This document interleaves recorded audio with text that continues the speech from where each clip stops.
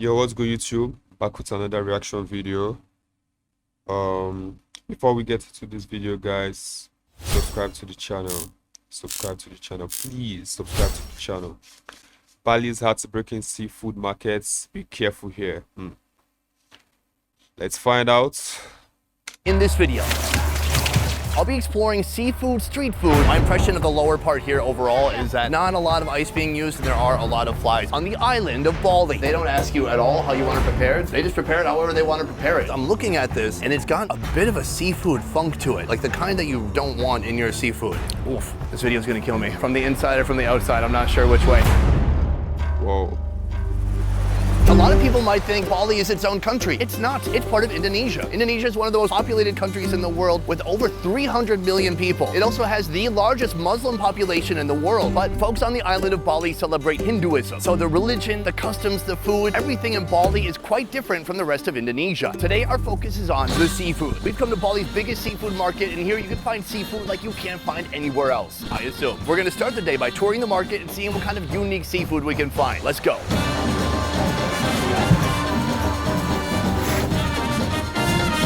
Let me break down how this market works. First of all, it's evidently for short people. Second of all, there are two places where you can buy seafood, outside and inside. Right now, we're outside. After you buy the seafood, you have to take it to a restaurant who will grill it up for you. Right now, we're looking out for our first meal and trying to find something interesting. This caught my eye immediately. This is a stingray. Turns out the stingray liver can be awful, can be decent, but we're not getting that today. Here's a big, beautiful fish head. Even the flies love it. That's how you know it's good. This is a type of tuna, very small. I think for sashimi, you could basically just eat the whole thing. Just slather it in soy sauce and wasabi. I'm gonna put that right back. Terima kasih.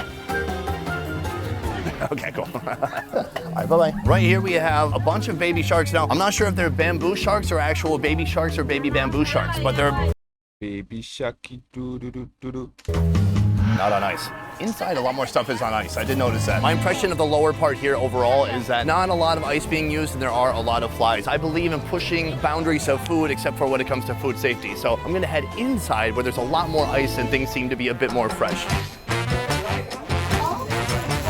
Immediately when you step in here, it's like another world. A lot less of the bad smells, more of the good smells, and a lot more ice. Also, you're protected from the sun. They have a huge selection of fish to choose from. We got shrimp, we have shellfish, we've got, what's this? Scallops. Scallops. What kind?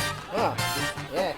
Oh, okay. Ah, these are blood cockles. They're called blood cockles because of the hemoglobin content in the inside. You know, like when you cook a steak and there's some red juices that come out and everyone's like, it's blood. It's not blood, it's hemoglobin. I think I should buy some of these. Can I please have some blood cockles? Oh, there's a big one. And they're still alive. That's the best part. Take a look at this one. When I touch it, boom, close. I mean, I had to give it some help. So she's gonna weigh those up. That comes to 35,000 in the local currency, a little bit over $2. That's an incredible value because that is not a small amount of blood cockles. Let's keep moving. As we keep moving, there are fish vendors on either side. You know, I'm not that good at fish. Every time I'm in a market situation, I panic and I want to look on Google Images, and Google Images is not going to know. Will it? Maybe it'll know. For example, what is this fish? Okay, I'm going to take a photo. Oh, it's a giant trevally. That's something I knew already from my mind. And then we have the most colorful, beautiful, gorgeous fish I've ever seen. This is called a knob snout parrotfish. Take a look at the coloration, the patterns. This is one of the most beautiful fish I've ever seen. I'm curious if it tastes equally as beautiful. She's throwing it on the scale. So it's 80,000 rupiah. That's like $5. I'm shocked. But I thought it was gonna be, I don't know, 23 bucks. It's very colorful. Terima kasih. Ah, see, I got one local word. Very cultural.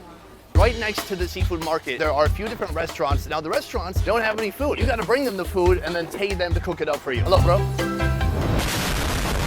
Look at this. There's a ton of action over here. Maybe they don't have any space for us. They seem too busy. Can you cook my food? Here's how they do it. They just weigh the total amount of food. They don't care if it's lobster, they don't care if it's sardines. And then they're gonna charge you based on the weight. So this is 2 kilograms, 4.4 pounds. It's like $2 to $3 for them to cook all this up for us. That's amazing. Let's do it. Yeah. We're in the deep back dark kitchen with Putu, and he is going at this parrotfish like a pro. Now, parrotfish have extremely tough scales to remove, but they're no match for this man right here. Oh, not so beautiful anymore. Now it's off with the fins. Give it a little bit of a nice refreshing rinse. He's gonna flatten the whole thing out. That's its life force inside, all its guts and heart, lungs. Do fish have lungs? I don't think they do. I think they have gills. A little bit of a rinse. From here, he scores the fish, creating more surface area so it can cook through more easily. In the local language, he just says it's smelly. I don't smell anything bad. Uh-oh. He might be smelling me. Sorry. That is gonna go in the net, just like the fish you saw outside. All right, right here we have the blood cockles. Oh wow, those are dirtier than I thought. That's gonna boil for 5 minutes, then we'll see those on the grill. We come to the grill and he has put it down in its final resting place. For the sauce, they just put on garlic butter straight away. So they don't really ask you how you want it. If you're in Vietnam, there's salt and pepper, there's garlic, there's tamarind sauce. Here, they just kind of get to cooking, but it does look delicious. I like to see the local way that it's prepared, and this definitely looks local to me. Now we're getting kind of a tomato sauce being put on there. Right here we have salt and pepper being put on too. Look at that thing. The blood cockles have finished boiling and they are on the grill. You can see they've peeled each one open, so it's like they're sitting in little ceramic bowls being boiled over the charcoal. All right, so that is complete. Right here, they're gonna unnet the fish. Looks like that is the top side. Put it on a platter, give it a little bit of a flip, and boom, there you go. All right, so we finally have our full meal right here. The fish costs this much, the blood cockles cost this much, and to cook it all only costs this much. Let's do a little bit of a tour of the table here. First of all, we have white rice, we have some local greens, and then here we have a whole sauce trough. We have garlic butter or garlic oil. This is something with probably a tomato base. This is a darker sambal, and this is a lighter sambal. Before I even try any of that spice, I want to get into this right here. Oh, take a look at that. Big, bold, beautiful pieces of parrotfish. They have layers of sauce literally caked on top of there, like when you paint the same room 10 times. Meaty, still juicy. It's almost like splitting the fish in half this way makes it the fish into a vessel that keeps the juices inside. A tinge of garlic flavor, but that tomato they put on there is semi-sweet. Take a look at this sauce. That is completely full of chilies and other flavoring agents. I took a tiny sip earlier and almost burned my face off. So I'm gonna put a lot on here right now. Let's go for it.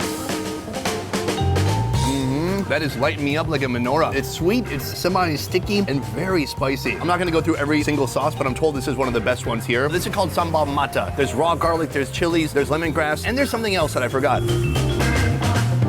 Oh my God, unbelievably fresh, bright flavors, it's vibrant. You don't just taste the lemongrass, you feel it. That is the fish. Right here, we have the cockles. You can see that they put so much seasoning in there, it's like a cupcake tin full of blood cockle. Let's try it out.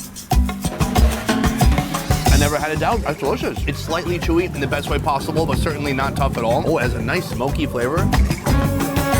You just taste tons of garlic, tomato. It's sweet, it's salty. Obviously, it's very similar flavors to the fish, but a completely different texture. Blood cockles, absolutely worth it. The market itself, it's not exactly eye candy, but if you drink it, anything can be beautiful. Ask my wife. I got her drunk last night. She said I was handsome. Can't take it back down. I think what we should do is finish eating this. I'm gonna get back in there. I'm gonna find some more seafood.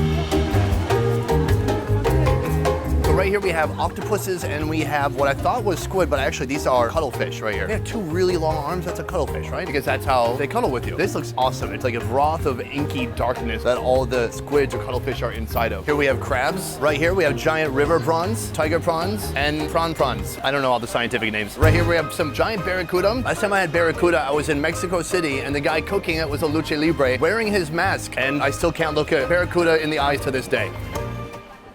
I have to go. So I've seen a lot of food repeated already, except for this. That looks like a giant squid. Whoa, that's a monster. Barracuda. And then, oh God, she's another barracuda. I can't look at the barracuda. It just reminds me of the man with the mask. I think I should get this. That is an octopus. Oh God, it just leaked out a bunch of ink. Oh, yeah, sorry.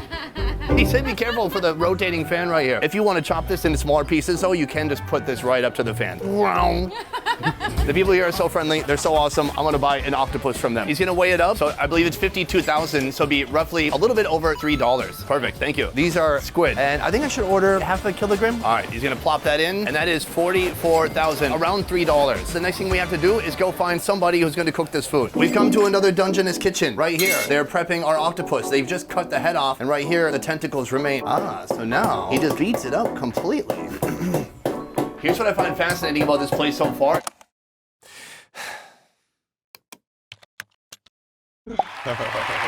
They don't ask you at all how you want it prepared. They just prepare it however they want to prepare it. Oh, I think that was the ink sac that just went inside. Here we have all of what they call calamari, the tiny little squids. And one by one, he's kind of separating the insides from the cone. Yeah, I got too many squid. Gives a little bit of a swish. Boom. Right here, the tentacles. Those are going on the net. All the calamari are going on a little bit of a net. Boom. Close the net, and that is ready for the fire after we get one more net on there. All right, we're coming back to daylight. Right here, the squids are only going to be flavored with this garlic butter, which looks absolutely delicious. Here on our octopus, the spicy sauce is going on. Let's see if that's actually spicy. We'll find out soon. These just need a little bit more heat. After that, we're gonna take it to the table and try it out. Boom, we've got our second course right here. We're closer to the beach. I'm under this beautiful palm tree. That's not a palm tree, is it? Maybe it's a coconut tree. Look at this.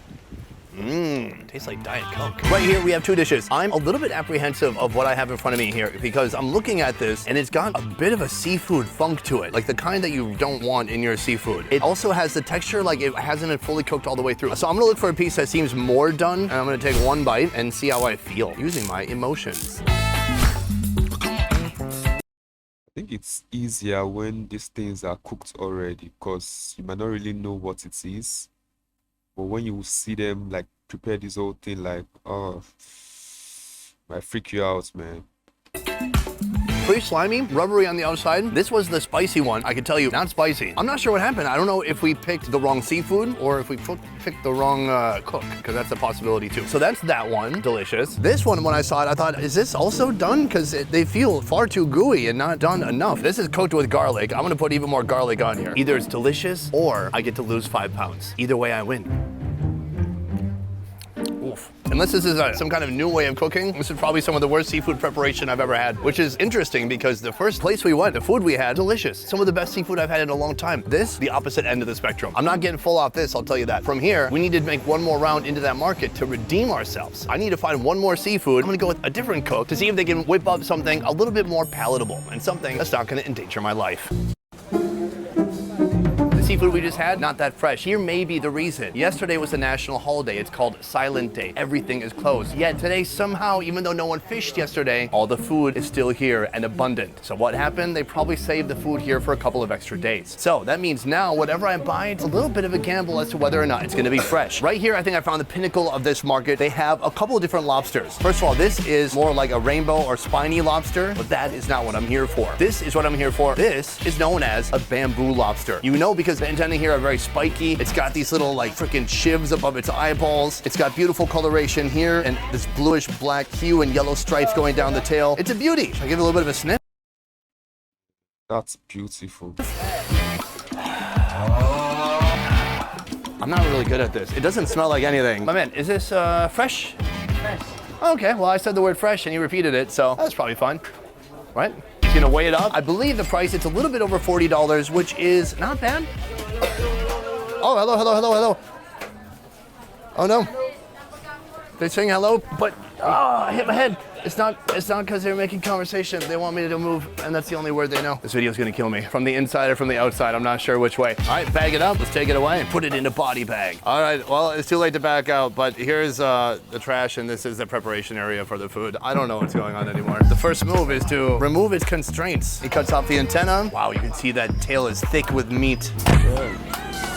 Wow, take a look inside. All that head butter. Oh, wow. So in some countries, if you were in Thailand, that would be a prized part that they would keep. Here, they're just washing it away. But at least they're washing something. So just like everything today, this goes into the net and ready for hitting the flame. Yes, please, wash it. Wash it more. Right here, they're putting on some garlic oil. The smells are improving greatly since the garlic came into the picture. I think this is gonna take at least 20 minutes to cook. Actually, I'm gonna set my clock. I wanna make sure I think this thing is cooked all the way through. They just give it a flip. You can see the outside is completely changed color. It's a bright shade of orange with a little bit of char on there too. Oh, look at that garlic and all those juices coming out. All right, right now he's taking it off the heat for a moment. He's slicing open the tail section. Even more garlic sauce going inside, and that is going back on the heat for round 2.